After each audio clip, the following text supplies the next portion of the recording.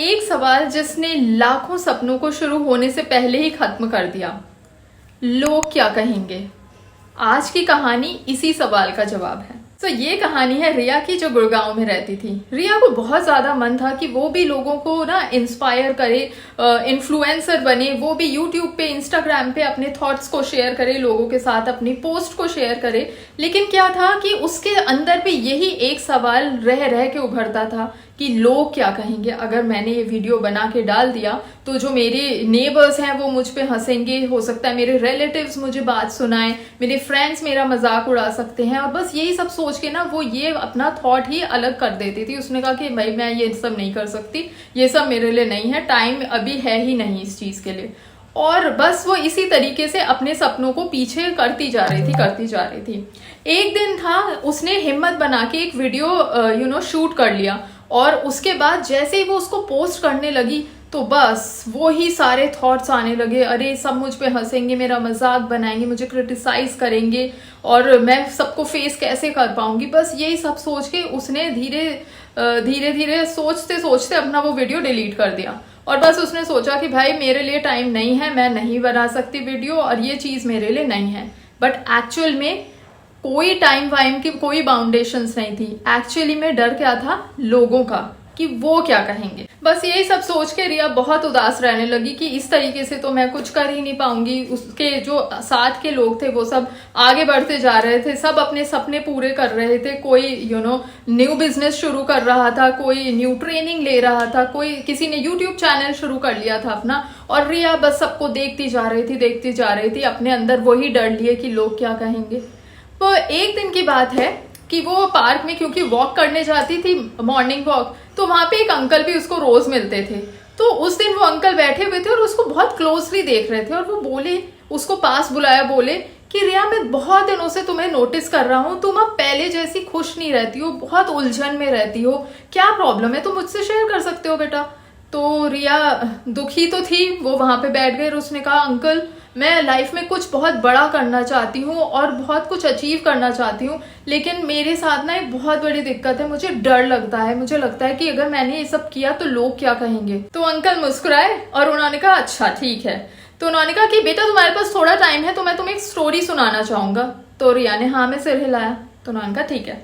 उन्होंने कहा एक गांव था जहाँ पे दो फादर और बेटा दोनों रहते थे। तो क्या था, वो एक दिन जा रहे थे सड़क पे और उनके साथ एक गधा भी था उनका। तो जब वो चल रहे थे ना तो लोग बड़े हंस रहे थे। उन्होंने कहा कि देखो साथ में गधा है और लेकिन ये लोग फिर भी पैदल चल रहे हैं। तो फिर खैर बेटा उस गधे के ऊपर बैठ गया। तो फिर लोग बोलने लगे देखो किस तरीके का बेटा है, कैसा इल मैनर्ड है, इसको तो इतना भी नहीं पता, फादर साथ में चल रहा है, बेटा उस पे बैठा हुआ है। तो खैर वो कुछ देर बाद फादर बैठ गया उस डोंकी पे। तो उन्होंने कहा देखो कैसा बाप है, ये अपने बेटा तो बेचारा पैदल चल रहा है, खुद उस पे बैठा है। खैर कुछ देर बाद वो दोनों उसके ऊपर बैठ गए डोंकी के। तो सबने कहा हाय ये देखो एक बेचारे जानवर के ऊपर इतना बोझ डाल दिया। आखिरकार वो लोग नीचे उतर गए, फिर भी लोग कुछ ना कुछ बोलते रहे कैसे हैं क्या है। तो इससे तुम्हें कुछ बात समझ में आई क्या? तो रिया ने कहा क्या? उन्होंने कहा लोगों का काम ही कुछ ना कुछ कहना होता है, तुम चाहे जो कर लो लेकिन लोग फिर भी कुछ ना कुछ कहते रहेंगे। चाहे तुम कितना अच्छा करने की कोशिश करो फिर भी लोग तुम्हें क्रिटिसाइज करना नहीं छोड़ेंगे, और उनकी वजह से अपने सपनों को छोड़ देना ये तुम्हारी सबसे बड़ी गलती है। रिया पार्क से आ गई, घर लौट के आ गई, और उस रात उसने काफी सोचा। उसने कहा भाई, उसके अंदर ये एक फीलिंग आई कि बात तो अंकल बिल्कुल सही कह रहे हैं कि मैं कुछ भी चाहे कर लूं लेकिन लोग तो फिर भी कुछ ना कुछ बोलेंगे। और मैं अपने आप से ये सवाल करती हूँ कि अगर 10 साल बाद मुझे किस बात का ज्यादा दुख होगा, कि लोग क्या कहेंगे या इस बात का कि मैंने अपने सपनों के लिए कोशिश ही नहीं करी। तो उसके लिए जवाब आया अपने सपनों के लिए कोशिश नहीं करी, इसका दुख ज्यादा होगा। तो बस उसने ठान लिया कि अब चाहे जो हो जाए, जो मुझे करना है मैं वो ही करूंगी। नेक्स्ट डे उसने एक नया वीडियो बनाया और उसको डर तो लग रहा था, उसके अंदर एक संकोच भी आ रहा था, लेकिन उसने वो वीडियो पोस्ट कर दिया। तो क्या था कि लोगों ने, जो उसके नेबर्स हैं, उन्होंने, किसी के हाथ वो वीडियो आया, किसी ने स्क्रॉल किया होगा, तो वो लोग उसकी मजाक बनाने लगे, उसके फ्रेंड्स भी मजाक बनाने लगे, और उसके कुछ रिलेटिव्स थे, उन्होंने कहा ये क्या तुमने नया शौक पाल लिया है, ये है वो है।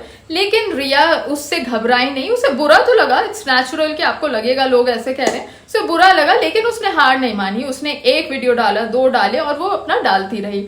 लेकिन 1 साल के बाद में उसके पास लाखों व्यूज आने लगे और उसको ब्रांड डील्स मिलने लगी। धीरे धीरे करके रिया के इतने फॉलोअर्स हो गए, तो अब उसके वही फ्रेंड्स और वही रिलेटिव्स उससे थोड़ा सा जेलस भी हो रहे थे, और उसके सामने मुस्कुरा के बोलते थे, देखो हमने तो पता ही था कि तुम कुछ ना कुछ बड़ा जरूर करोगी।